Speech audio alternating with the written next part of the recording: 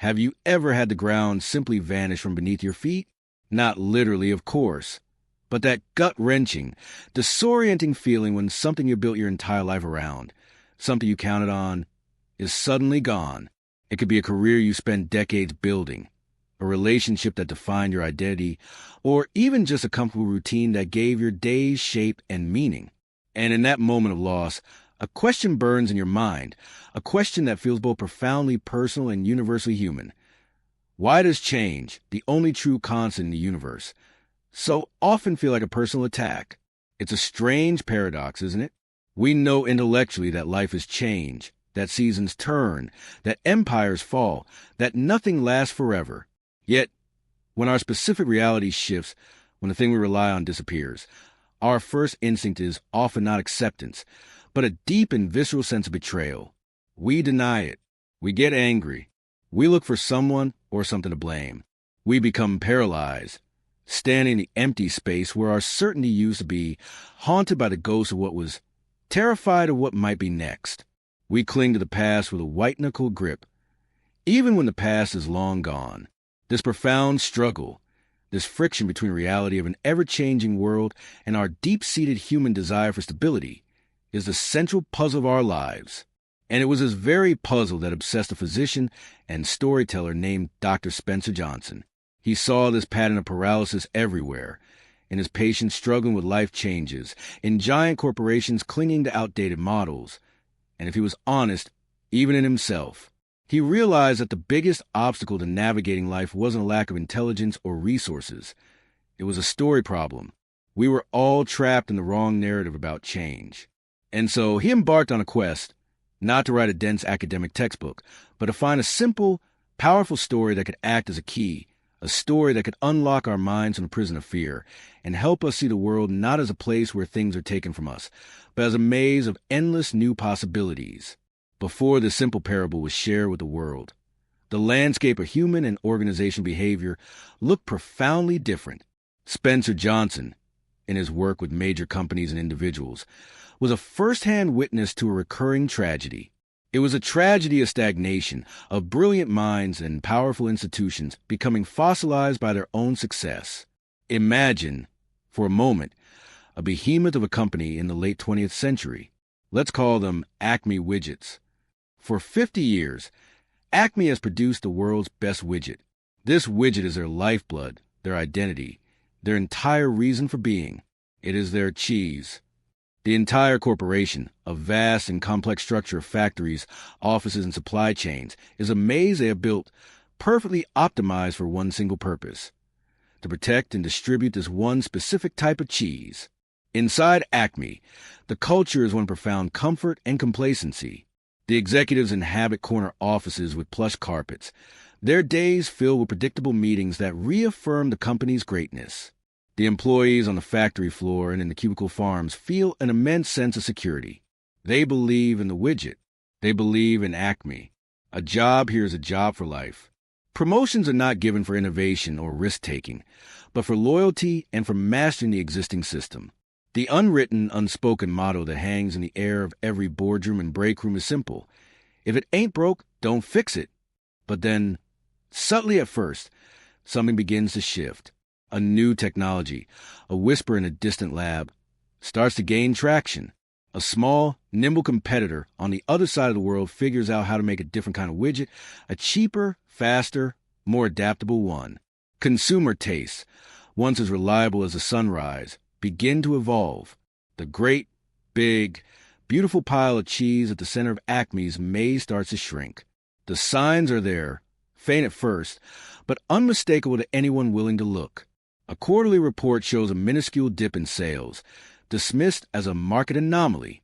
A handful of long-time customers don't renew their contracts, attributed to aggressive competitor pricing. A focus group reveals a nascent desire for features Acme's widget doesn't have, a finding that is quickly buried in a thick binder and filed away. The initial corporate response is textbook denial. Our brand is too strong, the executives declare. This is a temporary fad. Customers will come back to quality. When denial becomes untenable, it curdles into blame. The marketing department is accused of not selling the widget's legacy hard enough. The R&D division is chastised for not making the old widget just a little bit better. The sales team is pressured to offer steeper and steeper discounts, eroding the very profits that sustain the company. All the while, the pile of cheese continues to diminish. This is a stage of paralysis that Johnson found so fascinating and so tragic. An army of intelligent, capable people, all staring at the same undeniable problem, and yet completely unable to act.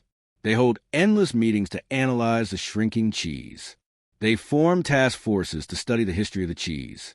They write memos about the importance of the cheese. But no one, not a single soul, is willing to do the one thing that might actually save them. Leave the familiar, comfortable, yet now empty station and venture out into the unknown parts of the maze to find something new. The fear of the unknown, of failure, of looking foolish, is a wall 1,000 feet high. They would rather starve in a place they know than risk getting lost in a place they don't. Johnson saw that this wasn't a failure of strategy or logistics. It was a failure of imagination, a failure of narrative. They were telling themselves a story about entitlement and permanence in a world that guarantees neither. He knew he couldn't fix them with charts and data. He needed a different tool entirely. He needed a story that was so simple, so elemental, that it could bypass the intellectual defenses and speak directly to frightened heart. The first great breakthrough in crafting this story came not from studying the complex behaviors of humans, but by observing the elegant simplicity of a more primal instinct. Johnson realized that to understand our complicated paralysis, he first had to model its opposite: swift, decisive action. This insight gave birth to the first two characters in his parable, the mice, Sniff and Scurry. They are not heroes of intellect or courage in the traditional sense. Their power lies in their direct, uncomplicated relationship with reality. Sniff and Scurry represent the part of us that operates on pure, unfiltered instinct. Every morning, they and their human counterparts, the little people Hem and Haw, would race through the maze to what they called Cheese Station C, a place that was, for a time, filled with massive supply of their favorite food. But the mice approached this daily ritual very differently. Before they ate a single crumb, Sniff would, as his name suggests, raise his nose to the air and sniff, constantly assessing the state of the cheese, noticing if it was older, if the scent was fainter. Scurry, meanwhile, was always poised, his running shoes tied tight, ready to spring into action at a moment's notice. They never took the supply for granted.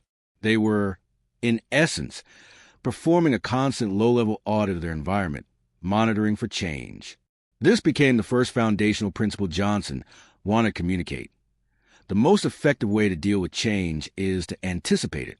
The writing is almost always on the wall long before the wall collapses. In the corporate world, Johnson observed, these were the subtle shifts in market trends, the quiet innovations from competitors, the growing chorus of customer complaints. For an individual, it might be the growing distance in a relationship, the slow obsolescence of a job skill, or the subtle changes in one's own health. Sniff and Scurry teach us that paying attention is not a passive activity. It is an active survival skill. And then the inevitable happened. One morning, all four characters arrived at Cheese Station C to find it completely empty. The cheese was gone. For Sniff and Scurry, this was not a catastrophe. It was an expected outcome. They had seen it coming for weeks. They had noticed the pile shrinking, the quality degrading. There was no moment of shock, no wringing of paws, no desperate search for a culprit. They did not waste a single second on analysis paralysis. They simply looked at each other, acknowledged a new reality, and immediately turned back into the maze. Without hesitation, they began the hunt for new cheese. Their simplicity was their superpower. Their story is starkly contrasted with the arrival of the little people, Hem and Haw.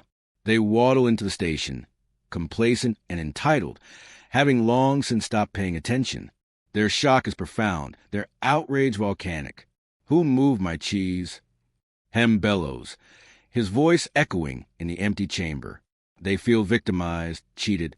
They had to deal with the universe. And the universe has just broken the contract. They spend their days analyzing their predicament, complaining about the unfairness of it all, and growing weaker and hungrier, all while clinging to the hope that if they just wait long enough, someone will put their old cheese back. Johnson used this stark contrast to illustrate a devastatingly common human flaw: our tendency to become so comfortable with our circumstances that we mistake them for permanent entitlements. We fall in love with our cheese and build our identities around it, and in doing so, we stop paying attention to the world that provides it. The first crucial step out of this trap, the first piece of handwriting on the wall, is to become more like the mice.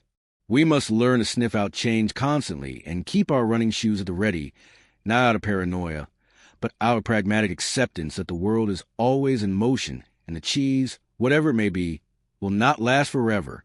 But simply anticipating change isn't the whole story. It's a vital first step. But what happens if you miss the signs? What if you are, for all intents and purposes, hem or haw? What if you wake up one day and the life you knew is simply gone, and you are left standing in the wreckage, paralyzed not just by shock, but by a deep, bone-chilling fear? This is a complication that makes the story so resonant, because while we might aspire to be like Sniff and Scurry, most of us, in a moment of crisis, find ourselves identified with the two terrified little people. This is where Spencer Johnson delves into the story's deeper, more difficult truth, exploring the psychological prison of fear and the arduous journey required to break free. The mice are long gone. They are already out in the maze, probably enjoying a new discovery. The narrative now focuses entirely on the internal struggle between Hem and Haw, who represent the two warring voices inside our own heads during a crisis. Hem is the voice of stubborn resistance. He is pride, entitlement, and fear masquerading as principle. He digs in his heels, crosses his arms, and refuses to budge. "It's not fair," he declares. "They should put the cheese back. I'm not moving until they do." He represents the part of us that would rather starve in a familiar hell than risk the journey to a potential heaven. He grows thinner, weaker, and more bitter with each passing day, his world shrinking until it is nothing more than the cold, empty walls of Cheese Station C. Haw, on the other hand, represents a flickering ember of hope and pragmatism. The pangs of hunger are becoming undeniable, and a terrifying thought begins to dawn on him. What if the cheese never comes back? Waiting is not a strategy, it's a slow death sentence. But when he looks out into the dark, winding corridors of maze, he is gripped by an overwhelming fear. The maze is vast and dangerous. It is filled with dead ends and unknown terrors. What if he gets lost? What if there is no other cheese out there? What if he leaves the relative safety of the empty station only to find something far worse? This is a central conflict of the human condition when faced with disruptive change. The agonizing choice between the certainty of a miserable present and the uncertainty of a potentially better future. Haw is frozen, trapped between the logic of his hungry stomach and the terror of his imagination. He pictures himself lost, alone, and failing. The fear he conjures in his mind becomes more real and more threatening than his actual, tangible hunger. But then, in a moment of desperate clarity, he asks himself the question that will change everything. The principle of the story. What would you do if you weren't afraid? This simple question acts like a key, unlocking a door in his mind. He realizes that the fear itself is a true prison. The scenarios he's imagining are just that, imaginations. The reality is that staying in the empty station guarantees failure, while venturing into the maze at least offers the possibility of success. He has to choose movement over stagnation. With a trembling heart, he says goodbye to his friend Hem, who refuses to join him and takes his first tentative steps into the darkness. The journey is exactly as hard as he feared. He gets lost. He stumbles down dark corridors that lead nowhere. He finds other cheese stations, only to discover they are also empty. But something remarkable happens along the way. In one corridor, he finds a tiny single piece of cheese. It's not a feast, but it's enough. It nourishes his body, and more importantly, it nourishes his spirit. It's proof that there is cheese to be found in the maze. This small success gives him the confidence to keep going. He begins to realize that the fear he had built up in his mind was far more punishing than the actual reality of the maze. To bolster his own courage and to leave a map for his friend Hem, should he ever choose to follow, Haw begins to write his discoveries on the walls of the maze. Movement in a new direction helps you find new cheese. When you stop being afraid, you feel good. Each step, each lesson transforms him. He is no longer a victim waiting for the world to fix his problem. He is an adventurer on a quest. The deeper truth Johnson reveals through Hawk's journey is that action is the antidote to fear. The paralysis we feel is a product of overthinking and inaction. By taking even the smallest step into the unknown, we don't just change our location. We change our entire emotional and psychological state. We prove to ourselves that we can survive the uncertainty, and in doing so, we begin to turn the terrifying maze into a landscape of opportunity. Hawk's journey through the maze, marked by fear, small victories, and written insights on the walls, was leading him to a final, unifying realization. It was a moment when all the individual lessons, all the fear he had overcome, and all the hope he had cultivated would snap together into a single, powerful aha moment. After a long and arduous search, he stumbles into a place he could never have imagined in his darkest days back at the empty station. It is Cheese Station, and it is overflowing. There are vast mountains of familiar cheeses, but also piles of new and exotic varieties he had never seen or even dreamed of. The air is rich with the scent of abundance, and there, already feasting and happy, are his old acquaintances, Sniff and Scurry, looking sleek and well-fed. They had found this place long ago. Seeing them, seeing the bounty, and reflecting on his own torturous path to get there, the grand synthesis of his entire experience crystallized in his mind. The ultimate truth wasn't just that he needed to move when the cheese was gone, or that he needed to overcome fear. The profound, life-altering insight was that the maze itself was never the enemy.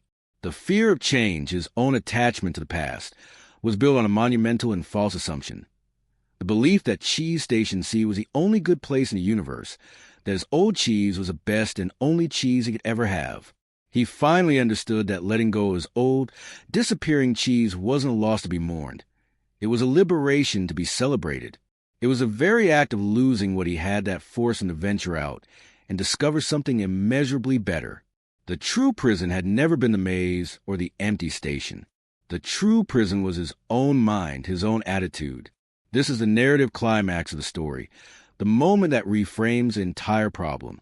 The struggle of life is not about finding one perfect, permanent supply of cheese and then guarding it forever, because such a thing does not exist. The true goal is to become a master of the maze itself, to learn to navigate its twists and turns with confidence and even joy. The change that once seemed like a cruel punishment was, in fact, a gift. It was a catalyst for growth, learning, and discovery. It pushed him out of his complacent comfort zone and forced him to become a stronger, wiser, and more resilient version of himself. He had found not just new cheese, but a new Haw, standing at the entrance of Cheese Station N. He takes a moment to write his final, summary lesson on the wall, the grand idea that ties everything together. It is a synthesis of everything he has learned, the handwriting on the wall.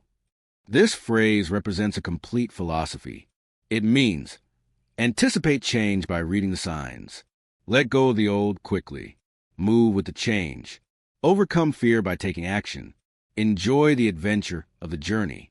And most importantly, be ready to do it all over again, because there will always be a new Cheese Station and it too will one day run out. The fundamental question we must ask ourselves is no longer, who moved my cheese? That is the question of a victim. The new empowered question is, where's the change leading me? And what new wonders might I discover along the way? This transforms life from a defensive battle against loss into a proactive, exciting exploration for gain. So, this simple story, this journey from the paralysis of Hem to the empowerment of Haw, is not just a tale about mice and little people. It is our story. It's a mirror reflecting the choices we face every single day.